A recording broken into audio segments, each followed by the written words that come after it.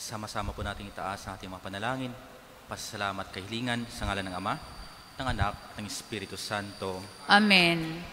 Sumainyo ang Panginoon. At sumainyo rin.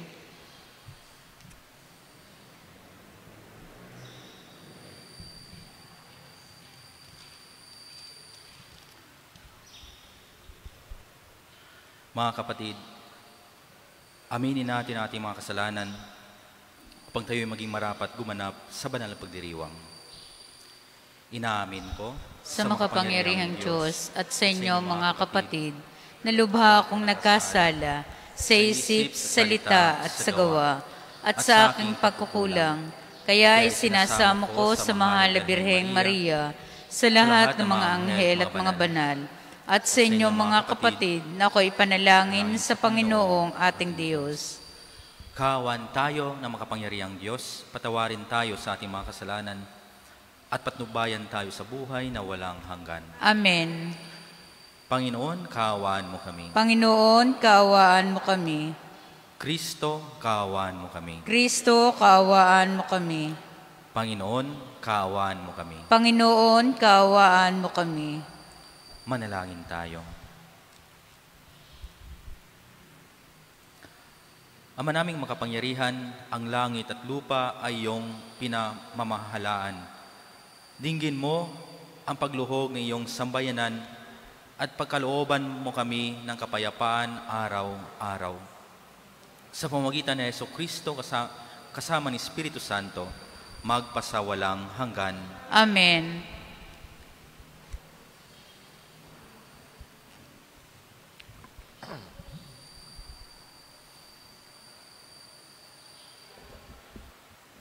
Pagbasa mula sa sulat sa mga Hebreo. Ang bawat dakilang saserdote pinili sa mga tao at itinalagang maglingkod sa Diyos para sa kanila upang maghandog ng mga kaloob at mga hain dahil sa mga kasalanan. Mahinahon niyang napakikitunguhan ang mga mangmang at naliligaw ng landas, sapagkat siya'y mahina rin. At dahil sa kanyang kahinaan, kinakailangan siya'y maghandog ng hain, hindi lamang para sa kasalanan ng mga tao, kundi para sa mga kasalanan din niya.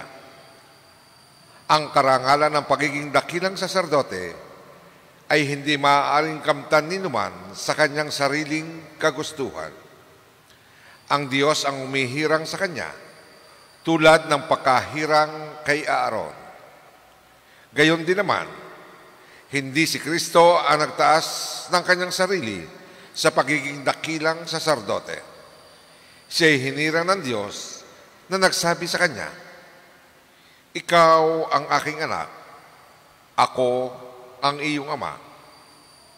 Sinasabi rin niya sa ibang bahagi ng kasulatan, "Ikaw ay saserdote magpakailanman ayon sa pagkakasaserdote ni Melchizedek." Noong si Jesus ay namumuhay rito sa lupa, siya ay dumalangin at lumuluhang sumamo sa Diyos na makapagliligtas sa kanya sa kamatayan. At dininig siya dahil sa lubusan siyang nagpakumbaba. Bagamat siya ay anak ng Diyos, natutunan niya ang tunay na kahulugan ng pagsunod sa pamamagitan ng pagtitiis. At nang maganap na niya ito, siya'y naging walang hanggang tagapagligtas ng lahat ng sumusunod sa kanya. Minarapat ng Diyos na siya'y gawing dakilang saserdote ayon sa pagkasaserdote ni Melchizedek. Ang salita ng Diyos. Salamat sa Diyos.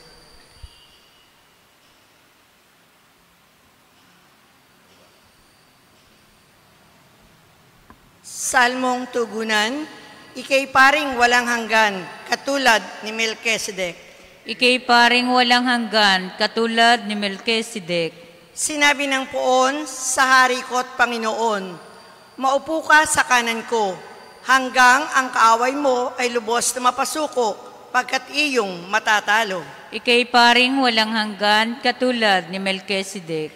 Magmula sa dakong Siyon ay palalawakin niya ang lupaing iyong sakop, at lahat ng kaaway mo'y sakupin at pagharian, gayon ang kanyang utos. Ika'y paring walang hanggan katulad ni Melchizedek. Sasamahan ka ng madla kung dumating ang panahong lusubin ka ng kaaway. Magmula sa mga bundok, lalabas at sasamahan ka ng mga kabataan. Ika'y paring walang hanggan katulad ni Melchizedek. Panginooy may pangako na ito'y tiyak mangyayari. Ganito ang kanyang saysay. Katulad ni Melchizedek, gagawin kang saserdote na hindi na mawawakasan. Ika'y paring walang hanggan katulad ni Melchizedek.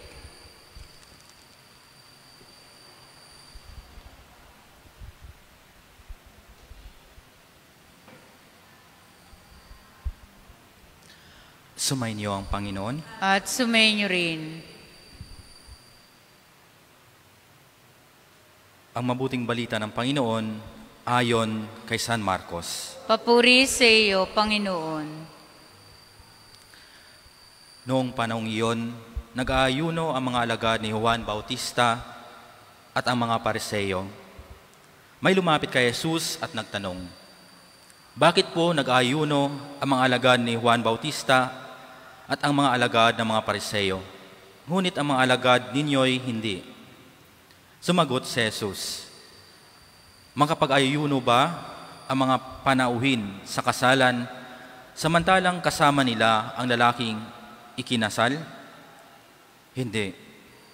Kapag wala na ang ikinasal, saka pa lamang sila mag-ayuno. Walang nagtatagpi ng bagong kayo sa lumang kasuotan. Pag-urong ng bagong kayo, mababatak ang luma at lalong lalaki ang punit. Wala rin namang magsisilid ng bagong alak sa lumang sisidlang balat, sapagkat papuputukin ng alak ang balat. Kapwa mas sayang ang alak at sisidlan.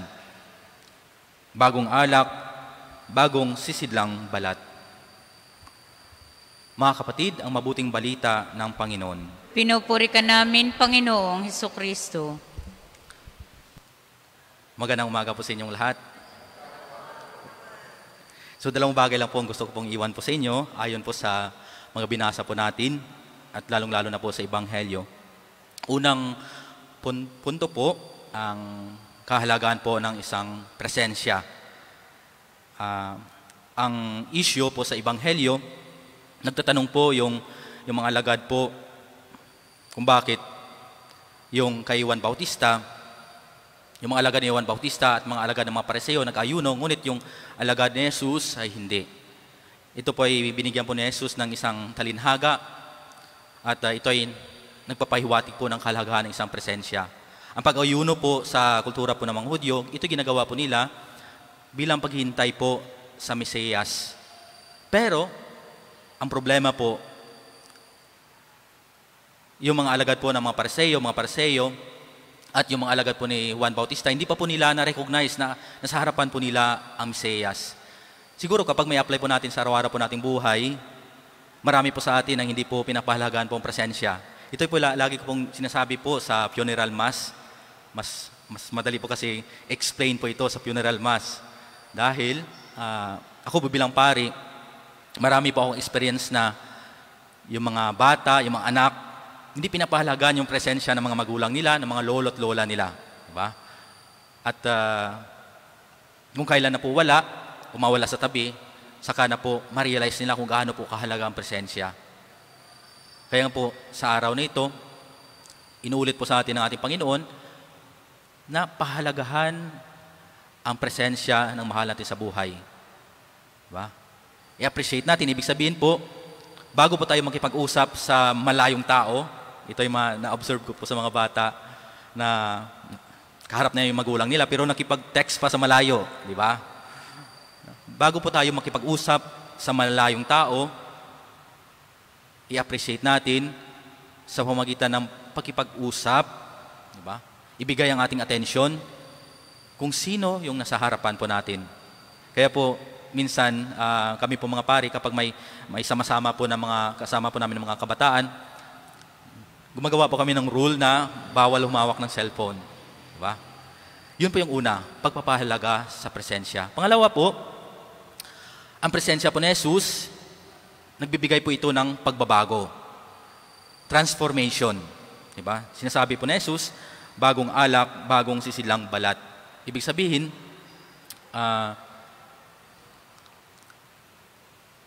ang presensya po ni Jesus, habang ito ay na-explain po ng isa po naming pari, nung siya nagbisa po sa investiture ng mga nagsaserve po sa simbahan. Sabi niya, maganda po yung kanyang explanation. Sabi niya, habang papalapit tayo sa altar, dapat kung ano po yung karakter ni Jesus, yun po yung tutularan po natin. Diba?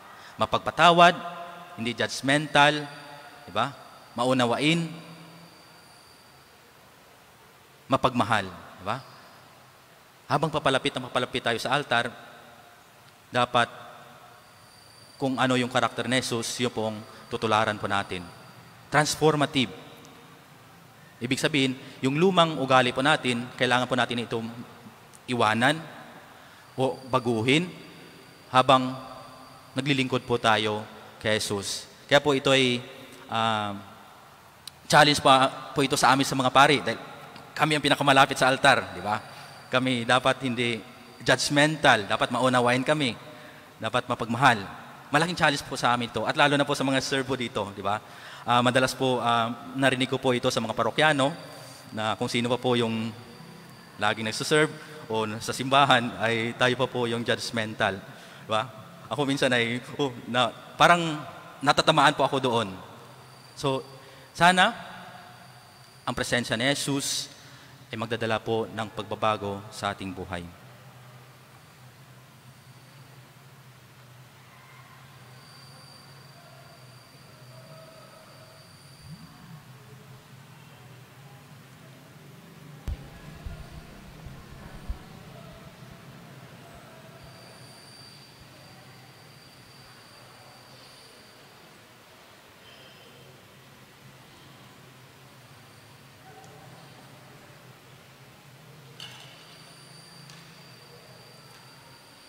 Kapuri-puri ka, Diyos amang lumikas, sa liputan sa iyong kagandaang loob, narito ang aming mayalay.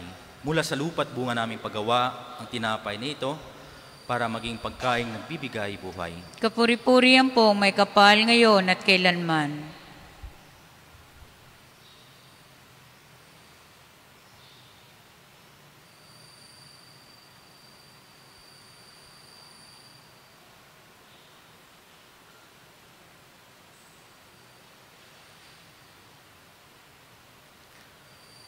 Kapuri-puri ka, Diyos amang lumikas sa sanlibutan sa iyong kagandaang loob, narito ang aming mayalay. Mula sa katas ng ubas at bunga naming paggawa, ang alak na ito, para maging inuming nagbibigay ng iyong espiritu. Kapuri-puri yan po, may kapal ngayon at kailanman.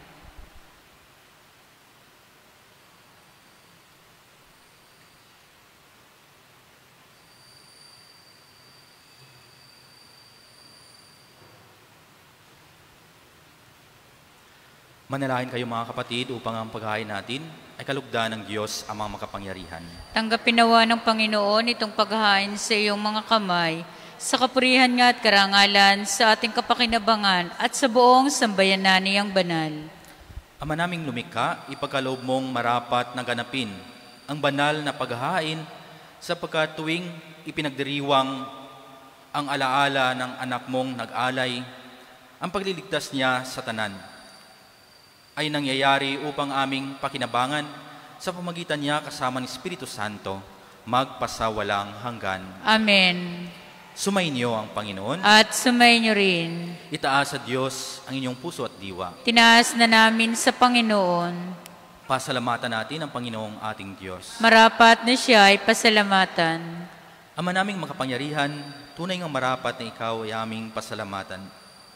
Sa pamamagitan ni Jesucristo na aming Panginoon, siya ang salitang katuwang mo at kapiling, noong ang lahat ng umiiral ay iyong likain.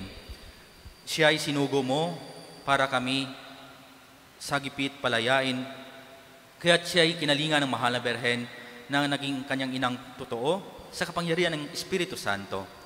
Inako niyang sundin ang loob mo at kamtin ang sambayanang banal para sa iyo. Pinagtiisan niyang iunat sa krus ang kanyang mga kamay upang magwakas ang kamatayan at mahayag ang pagkabuhay. Kaya kaysa ng mga anghel na nagsiyawit ng papuri sa iyo, nang walang humpay sa kalangitan, kami nagbubunyi sa iyong kadakilaan. Banal ka poong may kapal, banal ang iyong pangalan, banal ang iyong kaharian, langit lupa ay nagpupugay sa iyong kadakilaan. Dinadakila ng lahat ng naparito mong anak, na siyang nagmulat sa bulag, sa pilay ay nagpalakad at nakiramay sa lahat. Ama naming banal, ikaw ang bukal ng tanang kabanalan. Kaya't sa pamamagitan ng iyong Espiritu, gawin mong banal mga kaloob na ito upang para sa amin maging katawan at dugo ng aming Panginoong Heso Kristo. Bago niya pinagtiisang kusang loob na maging handog, hinawakan niyang tinapay. Pinasalamatan kanya, pinagati-hati niya iyon. Niabot sa kanyang mga alagad at kanyang sinabi, tanggapin ninyong lahat ito at kanin. Ito ang aking katawan na ihahandog para sa inyo.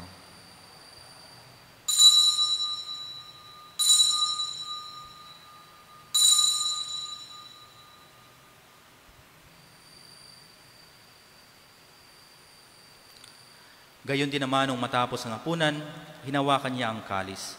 Muli kanyang pinasalamatan. Iniabot niya ang kalis sa kanyang mga alagad at kanyang sinabi, tanggapin ninyong lahat ito at inumin. Ito ang kalis na aking dugo, ng bago at walang hanggang tipan. Ang aking dugo na ibubuhos para sa inyo at para sa lahat sa ikapagpapatawad ng mga kasalanan. Gawin ninyo ito sa pag-alaala sa akin.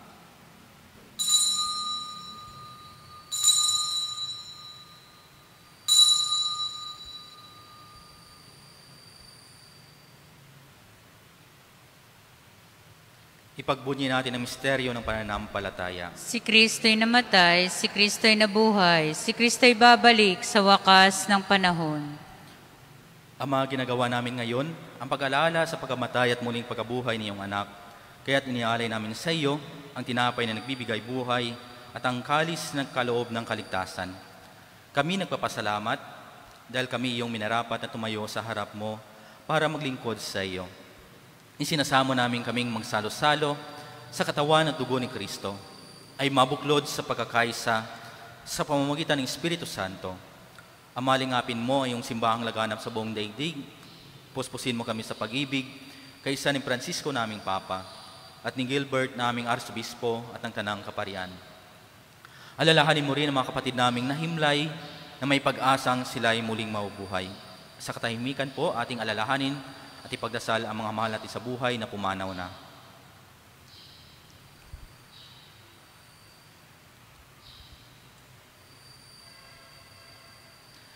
Gayon din ang lahat ng mga pumanaw. Kahawan mo sila at patuloyin sa iyong kaliwanagan. Kahawan mo at pagindapatin kaming lahat na makasalo sa iyong buhay na walang wakas, kaisa ng mahal na Berheng Maria na ina ng Diyos, ni San Jose na kanyang kabiyak ng puso, kaisa ng mga apostol, San Francisco at ng lahat ng mga banal na namuhay dito sa daigdig ng kalugod-lugod sa iyo. May ipagdiwang nawa namin ang pagpupuri sa ikarangal mo sa pamamagitan ng iyong anak na aming Panginoong Heso Kristo. Sa pamamagitan ni Kristo kasama niya at sa Kanya, ang lahat ng parangal at papuri ay sa iyo, Diyos Ama makapangyarihan, kasama ni Espiritu Santo, magpasawalang hanggan. Amen. Sa tagubilin ng mga nakagagaling na utos at turo na Jesus, na Panginoon natin at Diyos, ipahayag natin ng lakas loob. Ama namin, sumasalangit ka, sambahin ang ngalan mo, mapasa amin ang kaharian mo, sundin ang loob mo dito sa lupa para nang nasa langit. Bigyan mo kami ngayon ng aming kakanin sa araw-araw, at patawarin mo kami sa aming mga sala, para nang pagpapatawad namin sa nakakasala sa amin, at huwag mo kaming ipahintulot sa tukso, at iadya mo kami sa lahat ng masama. Hinihiling namin kami adya sa lahat ng masama, pagkalooban ng kapayapaan araw-araw. Iligtas sa kasalanan, at ilayo sa lahat ng kapahamakan. Samantalang aming pinanabikan ang dakilang araw ng pagpahayag ng tagapagligtas naming si Jesucristo. Sapagkat iyo ang kaharian at ang kapangyarihan at ang kapurihan magpakailanman. Amen.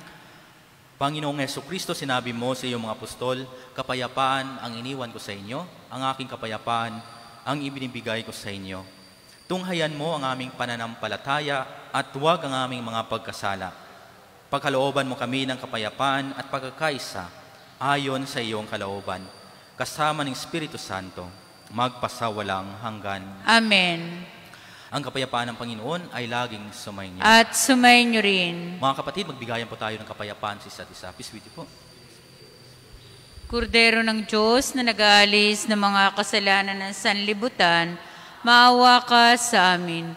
Kordero ng Diyos na nag-aalis ng mga kasalanan ng sanlibutan, maawa ka sa amin. Kordero ng Diyos na nag-aalis ng mga kasalanan ng sanlibutan, ipagkaloob mo sa amin ang kapayapaan.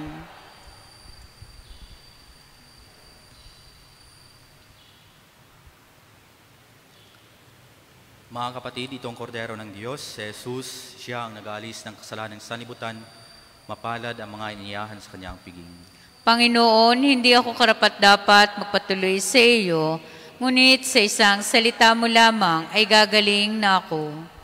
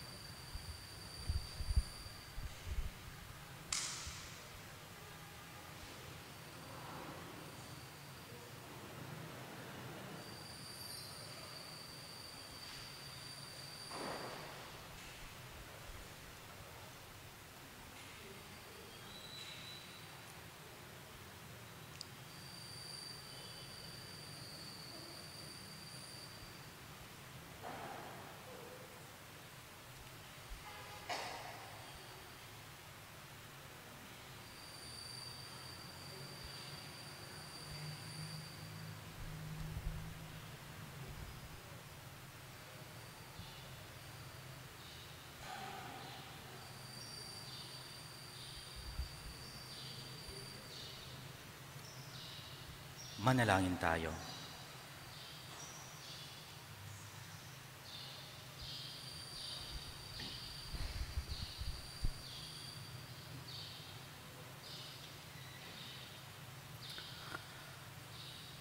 Ama naming mapagmahal, padalawin mo sa amin ang batis ng Espiritu ng iyong pag-ibig upang kaming pinapagsalo mo sa pagkaing iyong bigay para kami pagbuklurin ay magkaisa sa pananalig sa iyo.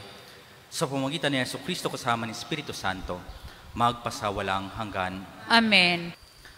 Maraming salamat po sa presensya po ng bawat isa sa mga servers po natin dito sa altar, mga extraordinary ministers po natin, lecturers and commentator, at sa inyong lahat po. Sumayin niyo ang Panginoon At sumayin niyo rin. at pagpalain kayo at ang inyong mga minamahal na pamilya ng makapangyarihang Diyos, Ama at Anak at Espiritu Santo. Amen. Taglayin ninyo sa inyong pag-alis ang kapayapaan ni Kristo. Salamat sa Diyos. Have a blessed day po. Lagi po mag-ingat. God bless po.